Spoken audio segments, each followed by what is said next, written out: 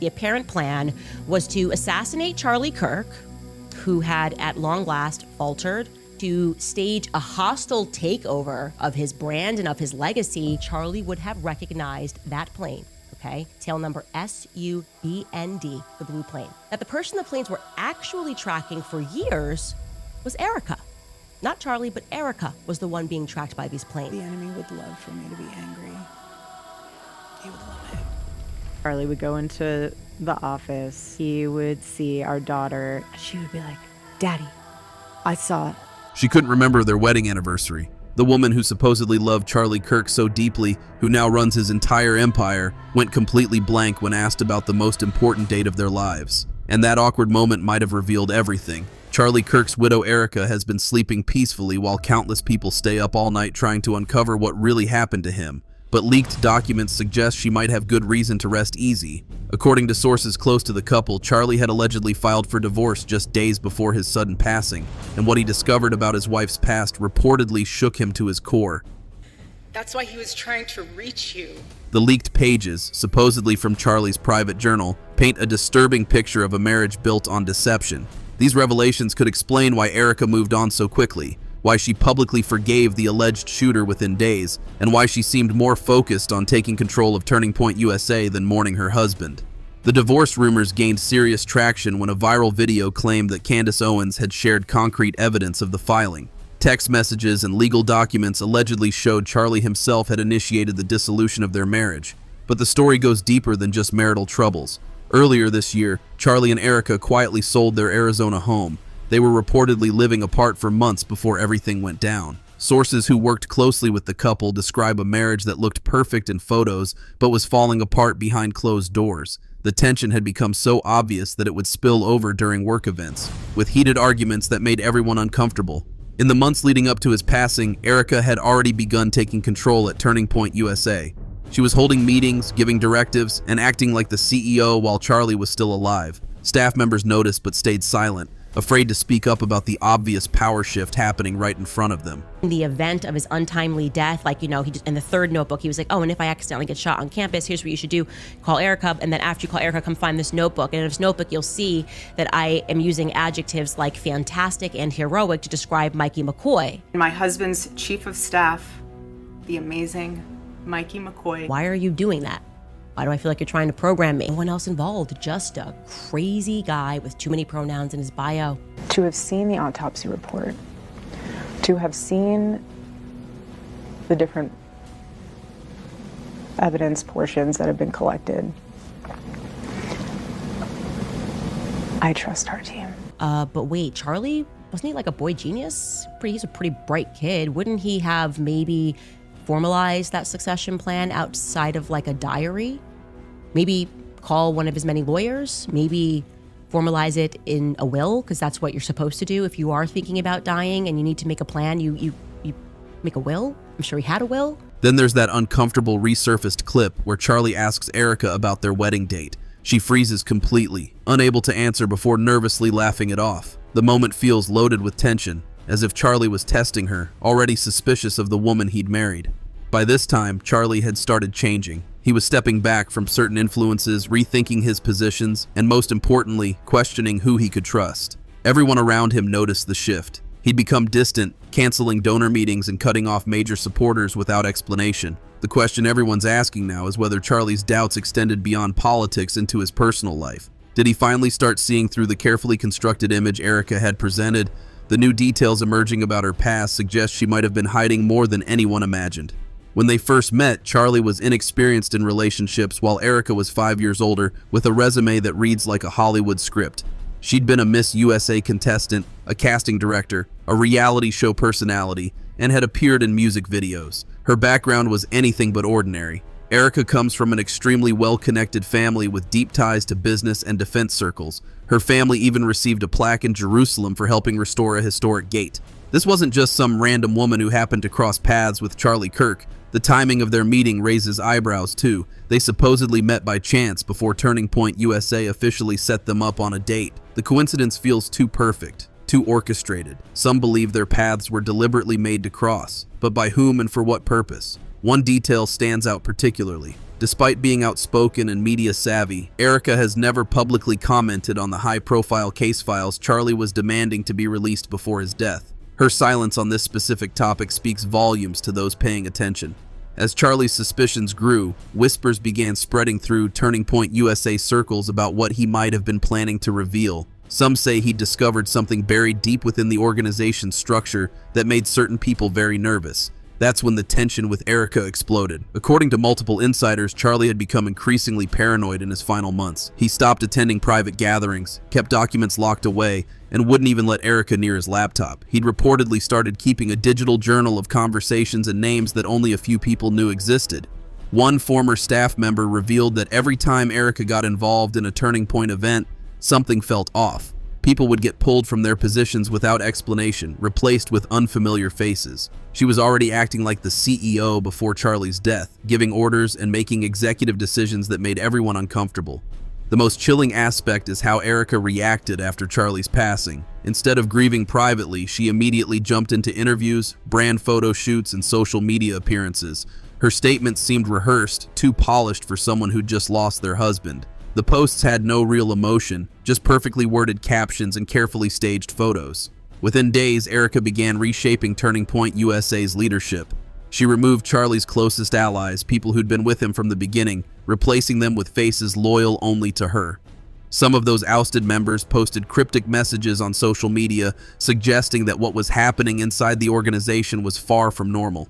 Candace Owens couldn't stay silent. She posted a video saying something was off and that anyone who couldn't see it wasn't paying attention. That single statement reignited every theory and suspicion, sending thousands of people digging through old clips and posts for hidden clues. Right, Tyler Boyer said, we have footage in 4K, all of the stuff when he was tweeting. Their excuse for not showing the public was they didn't want it to in any way impact the case. That has never made sense to me. That excuse has never made sense to me. An old podcast clip resurfaced where Charlie talked about betrayal. He said the worst pain doesn't come from enemies, but from people who swore they'd never hurt you. Hearing those words after everything that happened sent chills through anyone who listened. Reports emerged that Charlie and Erika had a secret separation agreement in progress, one that would have given Erika partial control over his companies even before any divorce was finalized. This detail convinced many that the situation had been unfolding quietly for months while the public saw only their smiling photos. Just weeks after Charlie's death, Erika attended a luxury retreat, smiling in photos beside new business partners. Social media exploded with questions about how she could move on so quickly and afford these new ventures without touching Charlie's estate. Candace Owens continued pushing for transparency, sharing snippets from her correspondence with Charlie in his final months. She claimed he told her he felt watched and that some people close to him weren't who they claimed to be. 29 of those instances also happened to include Charlie. Charlie was also present.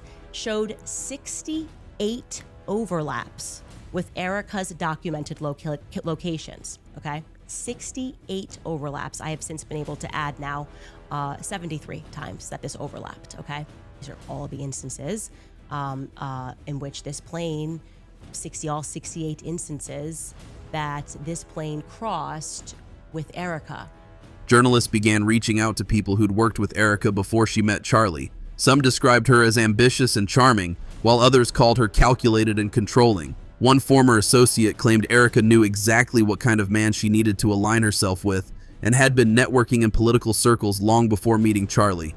As these accounts piled up, more people started believing Charlie had figured out too much too fast. Maybe he'd realized the person he trusted most wasn't on his side anymore. The possibility has completely changed how millions view this story. Erika's public image has shifted dramatically. Initially seen as the grieving widow, she's now scrutinized for every move, post, and appearance. Everything gets dissected online by people convinced there's more to the story than what they've been told. Months later, the case remains filled with unanswered questions. Why were certain documents sealed so quickly? Why did Erika's statements sound like legal briefings instead of personal reflections? And why has no one from Turning Point USA publicly addressed the mounting inconsistencies? The organization's recent actions have only deepened suspicions. Reports surfaced that some Florida chapters banned and censored members from group chats for supposed hate speech. But Charlie would say that's how you know you're over the mark, when you feel it, when the enemy is there. That's how you know you're doing the Lord's work. But leaked screenshots showed these offensive messages were simply students supporting certain political figures and demanding answers about missing funds. Instead of protecting Charlie's legacy, it feels like they're scrubbing his message clean, watering down his beliefs to make donors comfortable. What started as a movement built on strong opinions now feels like a carefully scripted show where no one dares step out of line. Inside sources claim that after Charlie passed, there were emergency meetings at Turning Point USA focused not on honoring him, but on managing the public narrative. Staff members were reportedly told to avoid sensitive topics and delete older posts mentioning certain keywords Charlie had been using. During Erika's first major appearance as the face of the organization, the crowd expected emotion and honesty about what Charlie believed in.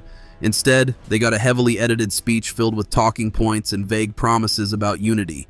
She didn't mention Charlie's investigations, his growing concerns, or his demands for accountability. Behind the scenes, several of Charlie's old allies were quietly pushed out. Some were told their contracts wouldn't be renewed, others that their messaging didn't align with the new direction. A few even had their security badges deactivated without warning. Erika continued making media appearances, but they all felt calculated. She avoided tough interviews and only spoke to outlets known for friendly coverage. When asked about the questions being raised, she brushed them off as drama and said she wanted to focus on healing. Then came the launch of Erika's new initiative, supposedly meant to expand Charlie's mission. But the website didn't mention Charlie once. Not his name, not his work, not even his speeches. It was all about rebranding with fresh slogans and a sleek new look. Social media detectives started compiling timelines, videos, and leaked internal emails. Some messages showed that even before Charlie's passing, there were discussions about transitioning leadership. One note allegedly mentioned that a softer public face might be needed for future growth, and Erika's name appeared in that same thread. The pattern has become impossible to ignore. Charlie's legacy isn't just being forgotten, it's being rewritten. The more Erika steps into the spotlight, the less the story feels like his, and the more it feels like a polished brand rollout. Now prominent figures are dismissing Charlie's supporters for daring to ask questions, claiming most Americans don't care about the scandals Charlie was investigating. But how can that be true when this was one of Charlie's biggest causes before his passing? He fought hard for truth and demanded it be made public regardless of who it exposed. As the official CEO of Turning Point USA, Erika's continued silence feels deafening. If she truly wants to carry on Charlie's mission, why won't she address the things he risked everything to uncover? The strangest part is how none of Charlie's old friends inside the organization seem interested in transparency or acknowledging the questions surrounding what really happened. Even the Charlie Kirk Legacy Award moment left viewers stunned. Erika took the stage and gave a speech about her beloved husband, but not one real tear fell. It looked forced, like a performance crafted for optics rather than genuine mourning. What does all this really say about their marriage? Maybe Charlie believed he was marrying for love and partnership, but in Erika's world, marriages might be about image, influence, and control. To many watching now, it feels like Erika was strategically placed in Charlie's orbit. A perfect match on paper, a perfect mask in public, and maybe a perfect distraction behind closed doors. Since she was a teenager, when she was 17 years old, she founded Romanian Angels as a nonprofit. So in effect, since Erika's childhood, she's been running orphanages in Eastern Europe, a child trafficking hotbed. Is that normal activity for a 17-year-old girl to be involved with? Of course it's not. But when your father is a high-ranking member of the military-industrial complex, and when your mother is geofencing and data mining, maybe hanging around orphanages really isn't all that unusual. When Charlie started drifting from the script, asking the wrong questions, and breaking from donor influence, everything fell apart. Now Erika stands tall beside the very people he was beginning to question. Was Charlie just another pawn in a bigger game, or did he stumble upon something powerful enough to make people want him silenced forever? Too many questions remain unanswered, and the people watching won't stop digging until the truth finally surfaces. This story isn't done, not even close. More shocking details are still emerging every day. The truth always finds a way out, and as more people connect the dots, the complete picture of what really happened to Charlie Kirk becomes clearer. That's it for today, folks. See you in the next video.